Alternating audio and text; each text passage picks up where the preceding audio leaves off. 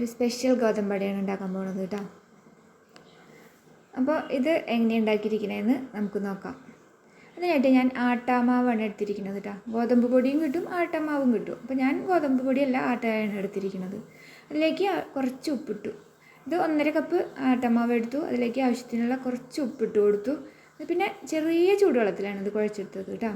ചെറിയ ചൂട് മതി, നന്നായിട്ട് തിളക്കുകയോ ഭയങ്കര ചൂട് അങ്ങനെയൊന്നും വേണ്ട. നമുക്ക് കൈമുക്കാണ് അത്ര ചൂട് മതി. ആ വെള്ളം കുറേശ്ശെ ഒഴിച്ചിട്ട് ഇതിനെ കുഴച്ചെടുക്കാം. ഇത് നമ്മൾ ചപ്പാത്തിക്ക് കുഴക്കണ അത്ര ലൂസല്ല വേണ്ടത് കേട്ടോ, അതിനേക്കാളും ലൂസ് വേണം. ചപ്പാത്തിക്ക് കുഴക്കണ അത്ര ലൂസുള്ളെങ്കിൽ നമ്മുടെ അട ഇങ്ങനെ കട്ടിയിലിരിക്കുള്ളൂ, ഹാർഡായിപ്പോവും. അപ്പോൾ അതേതുപോലെ കണ്ടേ ഇങ്ങനെ പ്ലിങ്ങി കയ്യിലൊക്കെ ഇങ്ങനെ ആകെ ഒട്ടി പിടിക്കും, അതുപോലത്തെ പാകമാവണം. പിന്നെ നമ്മൾ അതിലേക്കുള്ള ഫില്ലിങ് ഉണ്ടാക്കാനായിട്ട് ശർക്കര ഉരുക്കണം. അപ്പോൾ ശർക്കര പാനി ഇവിടെ ഉള്ള കാരണം ഞാനത് 1/2 കപ്പ് ഒഴിച്ചു കേട്ടോ. അല്ലെങ്കിൽ ഒരു 2 അച്ച് ശർക്കരയോളം ഉണ്ടാവും ഇത്. അത് ഉരുക്കി അത് അരിച്ചെടുത്താൽ മതി. മറയൂർ ശർക്കരയാണെങ്കിൽ അരിച്ചെടുക്കേണ്ട ആവശ്യമില്ല. പിന്നെ ഈ ഇതിൽ നാളികേരം ഒരു ഇടത്തരം വലിപ്പമുള്ള നാളികേരം മൊത്തം എടുത്തിട്ടുണ്ട്.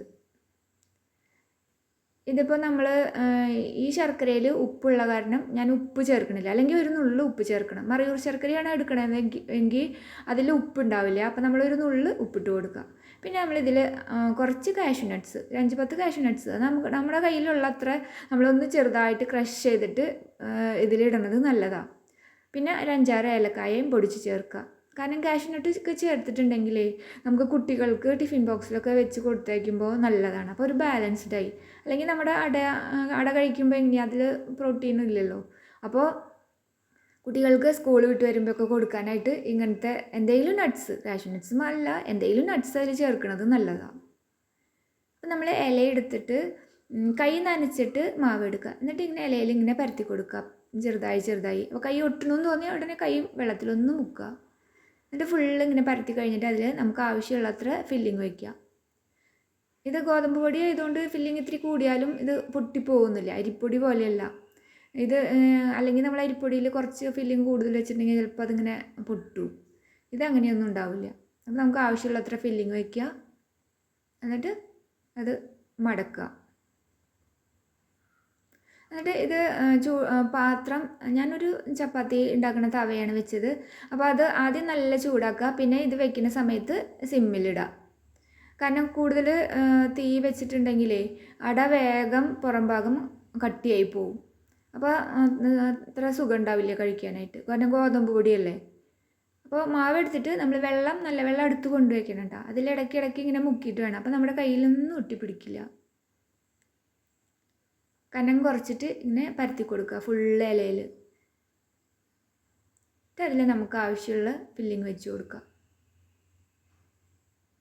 ഈ ഫില്ലിങ്ങിൽ വേണമെങ്കിൽ ഇനിയിപ്പോൾ പഴം ചെറുതായിട്ട് മുറിച്ചിട്ട് ഇതിൽ ഒന്നിട്ട് കൊടുത്താലും കുഴപ്പമില്ല കേട്ടോ. അപ്പോഴും നല്ലതാണ്, രസമുണ്ടാവും.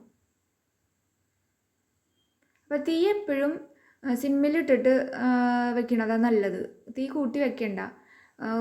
അഥവാ കൂട്ടണമെന്ന് തോന്നുകയാണെങ്കിൽ ഇത്തിരി കൂട്ടിയാൽ മതി കേട്ടോ. അല്ലെങ്കിൽ ഇത് വേഗം കരിഞ്ഞ് പോവും.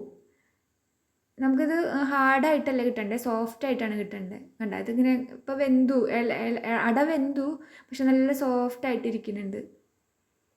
അപ്പോൾ കൈ കൊണ്ടൊന്നും എടുക്കണ്ട കേട്ടോ.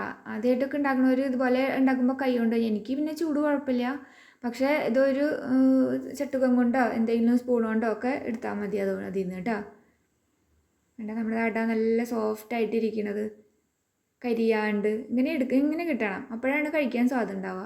അങ്ങനെ ഗോതമ്പ് ആവുമ്പോൾ കുറച്ചൊരു ഇങ്ങനെ കട്ടി ഉണ്ടാവുമല്ലോ. അപ്പോൾ അത് ഹാർഡായി കഴിഞ്ഞാൽ പിന്നെ നമുക്ക് ഒട്ടും കഴിക്കാൻ പറ്റില്ല. അപ്പോൾ അതേ നമ്മുടെ അട റെഡിയായി. ഇത് കുട്ടികൾക്ക് ടിഫിൻ ബോക്സിൽ വെച്ച് കൊടുക്കാൻ നല്ലതാട്ടോ. നട്ട്സൊക്കെ ചേർത്തിട്ട് എന്തെങ്കിലും നട്ട്സ് ചേർത്തിട്ട് കുട്ടികൾക്ക് കൊടുത്താൽ മതി. അപ്പോൾ നല്ലതാണ്. അപ്പോൾ ഇതുപോലെ അട ഉണ്ടാക്കി നോക്കാത്തവർ ഒന്ന് ഉണ്ടാക്കി നോക്കുക.